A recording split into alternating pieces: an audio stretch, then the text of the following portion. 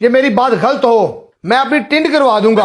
अगर आज India final में ना हारे तो मैं अपनी टिंड करा दूंगा, मैं अपना गंजा करवा लूंगा, क्योंकि इससे पहले भी न्यूजीलैंड ने 3 दफा इंडिया को हराया है। ये मेरी वीडियो सेव कर लो, इंडिया न्यूजीलैंड से आराम से हार जाएगा। जरा सुनिए। ओहो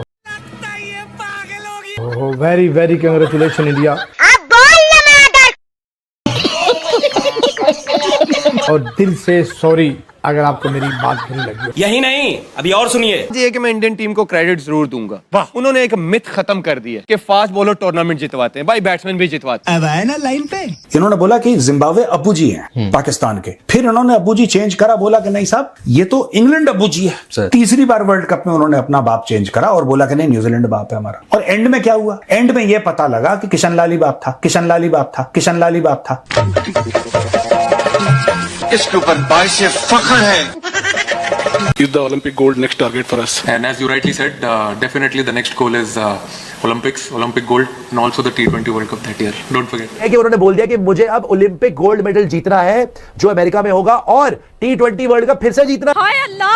लेकिन आज का मैच मैं ये नहीं कहूंगा कि जी इंडिया खेला अच्छा, मैं ये कहूंगा कि न्यूजीलैंड बुरा खेला, कि उसने बहुत मिसफील्डिंग की, बहुत कैचेस ड्रॉप किए, तो जिसकी वजह से ना इंडिया को ये वाली चीज मिली। 90% पाकिस्तान कल दुआ मांग रहा था कि भारत हार जाए। सही पकड़े हैं। तो भाई बस कर दो, इंडिया ने 2 सालों में 3 आईसीसी ट्रॉफी बाहर करके दे दी।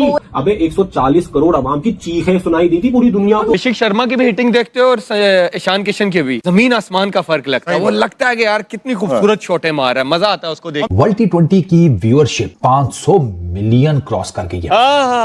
यानी कि 500 मिलियन इंडियंस ने ये वर्ल्ड T20 देखा है। 26 के जितने भी वर्ल्ड T20s हुए हैं, किसी एक को इतनी व्यूअरशिप नहीं मिली। वो प्लान करते हैं अगले टूर्नामेंट का, अब वो प्लान करेंगे 50 ओवर की ओडीआई क्रिकेट का। हम यहाँ पे डोमेस्टिक में T20 मैचेस करा रहे हैं। बस करो ड्रामेबाजियां, ये नहीं मार सकते आप इन लोगों को यार, नहीं मार सकते। रोज आते हैं इस उम्मीद पे आज जीतेंगे, कल जीतेंगे, परसों जीतेंगे, रोज हारते हैं।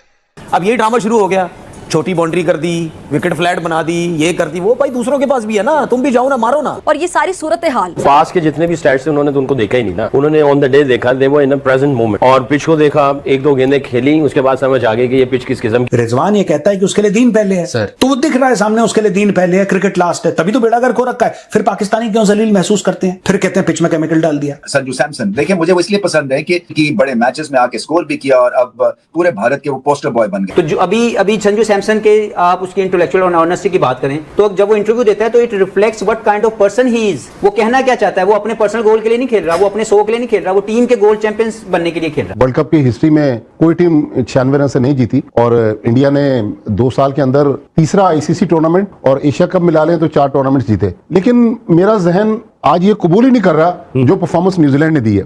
देखें, न्यूजीलैंड की टीम इतनी पैथेटिक टीम नहीं थी जितने उसके स्टैट्स शो कर रहे हैं। टॉस जीता, आपने पहले फील्डिंग कर ली, आपने 250 रन, वो तो बचत हो गई कि विकेटें बीच में गिर गई, अदरवाइज ये 280-290 रन बनने जा रहे थे। फिर न्यूजीलैंड ने फील्डिंग में लैप्सेस किए, बैटिंग जब आई सिवाय फिन एलन के या थोड़ी सी बैटिंग मिचेल सेंटनर ने की। मुझे मेरा दिमाग अभी भी ये कबूल करने के लिए तैयार नहीं है कि क्या न्यूजीलैंड की टीम जो 1 साल में दूसरा आज फाइनल हारी है, पिछला फाइनल तो देखें 4 विकेट से हारी न्यूजीलैंड की टीम चैंपियंस ट्रॉफी में, लेकिन आज जिस तरह न्यूजीलैंड की टीम हारी, अगर हमारी टीम किसी टीम से ये हार चुकी होती मैच तो अभी तक तो ये हमारे एक्सपर्ट कह रहे होते कि जी अदालत हार चुकी होती मैच तो अभी तक तो ये हमारे एक्सपर्ट कह रहे होते कि जी अदालती कमीशन बना दें, इंक्वायरी हो जाए, पता नहीं क्या क्या इल्जाम लगते। लेकिन न्यूजीलैंड जो हारा है, इंडिया का क्रेडिट मैं नहीं छीनना चाहता, लेकिन न्यूजीलैंड की हार मुझे कबूल नहीं है। ठीक है, तो रहने दो फिर।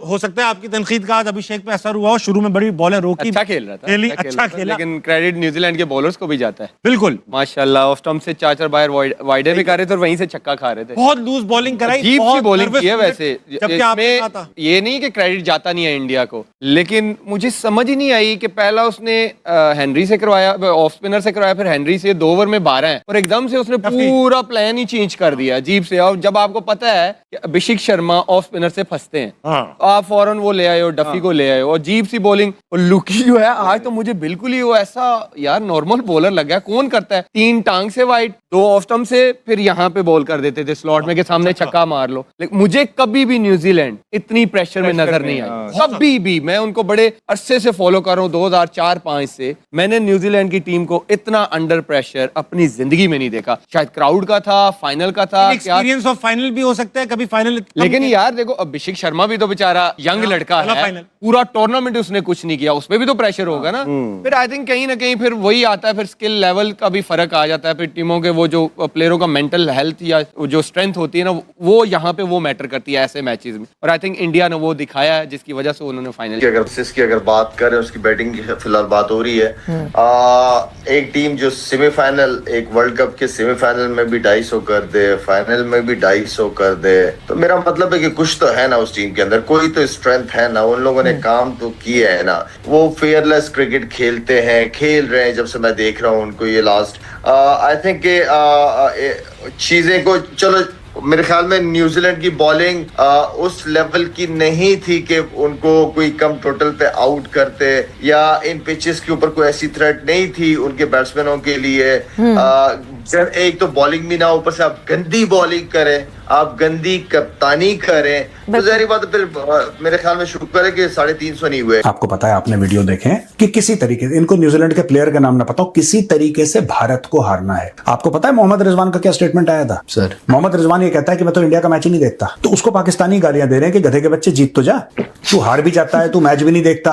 वो तबलीग करने में लगा। वो कहता है कि मैं उन लोगों को मुसलमान बना। 97%, 98% ऑफ पाकिस्तान मुस्लिम, और किसको मुसलमान बना? चलो तुमने 2% और को बना लिया। वहां पे हिंदू ऐसे कैसा ही माना कि तुमने सबको कन्वर्ट कर लिया। अब क्या करोगे? अब बाहर जाके तबलीग करेंगे हम। सर, अब हम लंदन में excel in what you are doing, that is the problem with Pakistanis. जो आप काम कर रहे हो ना, जो भी आप काम कर रहे हो, अगर आप क्रिकेट खेल रहे हो तो आप बेहतरीन क्रिकेटर बनो, अगर आप साइंटिस्ट हो आप बेहतरीन साइंटिस्ट बनो। और मुझे नहीं लगता कि खुदा की खिदमत इससे बेहतर हो सकती है कि जो टैलेंट उसने आपको दिया है, आप उसको अल्लाह कहो, आप जो भी कहो, जो भगवान को, जिसको, ठीक है। असली भगवान का कौन मानने वाला है? मुझे लगता है कि असली भगवान का मानने वाला विराट कोहली है। एक्सेल कर गया ना वो। सर, बुमराह है, एक्सेल कर गया ना, संजू सैमसन। अब it is not about religion, it is about what is your purpose in life. अगर आपका पर्पस इन लाइफ क्रिकेट खेलना है तो भगवान के लिए क्रिकेट खेल यार। तू दाएं क्यों पढ़ रहा है? मैं ये कार दूंगा तो वो कार। बट रिजवान का ही तो स्टेटमेंट था ना कि मेरे लिए दीन पहले है, प्रोफेशन बाद में है। हाँ, तो वो दिखता है सामने ना यार, आप नहीं समझ रहे। संजू सैमसन ने जो बैटिंग की है, हाँ, उसने पता नहीं, आज आपने देखा है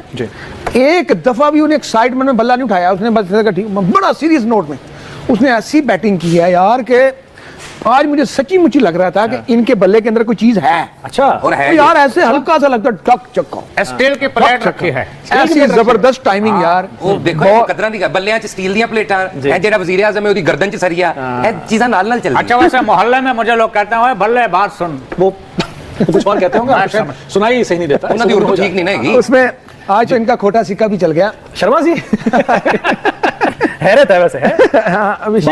अभिषेक शर्मा ने आज कोई शर्म दिलाई अपने आप को, और उसने किसी को ये भी कहा है, कोई साहब आपका बहुत शुक्रिया, आपने मुझे नहीं निकाला।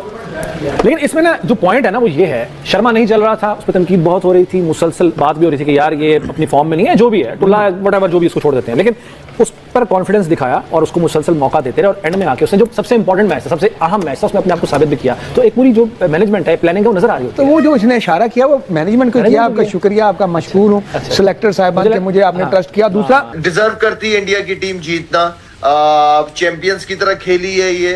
उनकी बैटिंग उठा लें, उनकी बॉलिंग उठा लें, उन्होंने बड़ा जबरदस्त डिलीवर किया है।